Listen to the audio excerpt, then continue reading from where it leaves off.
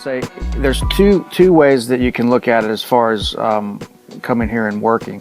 You can have something to fall back on, which you probably will while you get started, or you cannot have something to fall back on. And if you do have something to fall back on, you probably will if times get tight. But if you don't, you're going to have to make sure that you play music for a living and be what I call it a lifer musician.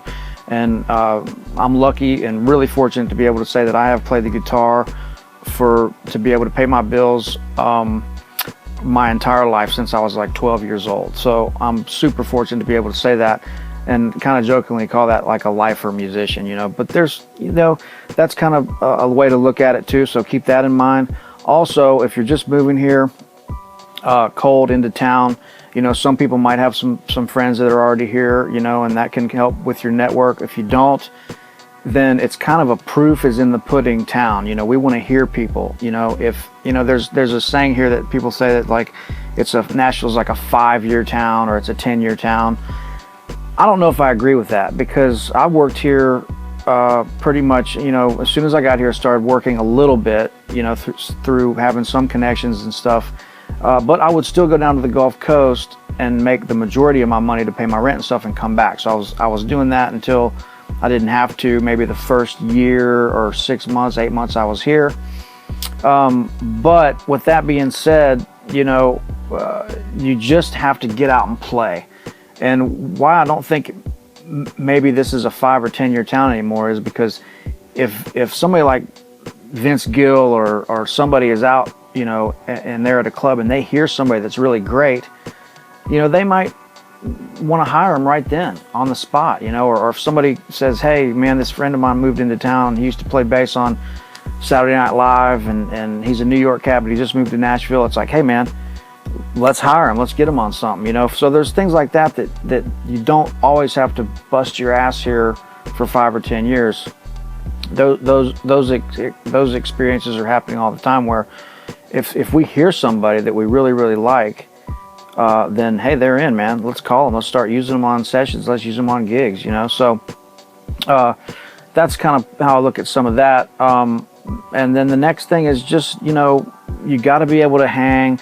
You got to have a good attitude. I mean, we all can get bitter and curmudgeon-y and stuff like that, you know, with the music business. It's part of being creative and it's the struggle and all that, but you know, it can happen. But you know, basically have to be a pretty good hang.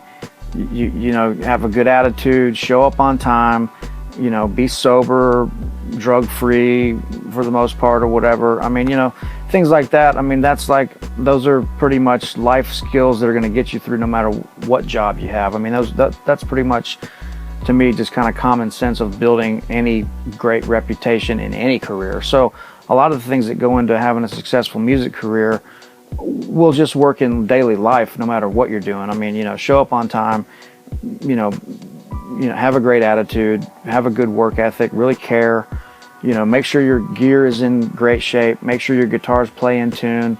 You know, knowing how to read a Nashville number system chart is a great thing. If you're thinking about moving here, do some homework on that first. You know, it's a song town, so you really have to know how to serve the song when you go into the studio for the first time. Don't invite anybody else. Don't talk a lot, but also don't be the quietest person sitting in the corner either. There's a fine balance of kind of knowing that hang in the studio and on a bus and on a tour.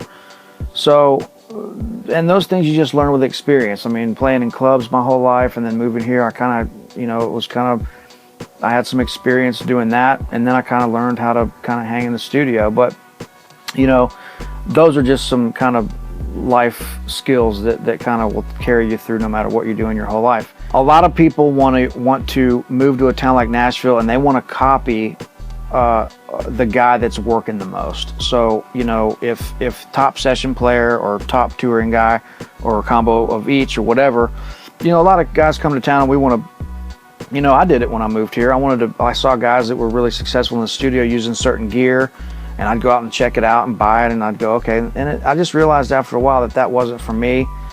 And it took me a while to get over it and to go, hey man, you do what you do. People call you for that.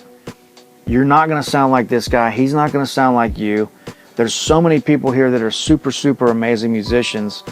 And you can it's like having a palette of paint. You can pick any color you want for any recording or any gig or any session you're doing in town to have the flavor of all these different guys.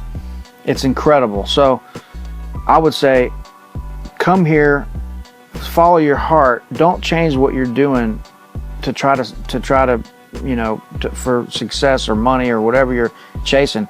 If you find what you really love to do and do that, people are going to call you and you'll be successful for that.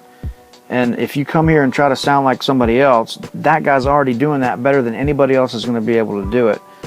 So try to find your own voice, whatever it is. If you love playing bluegrass, then do that. And that's your thing. Just stick to it.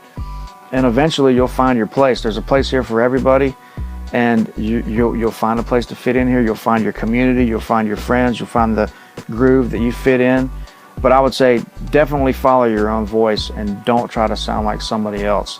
It's okay to be influenced by them, but those people are already doing them better than anybody else is.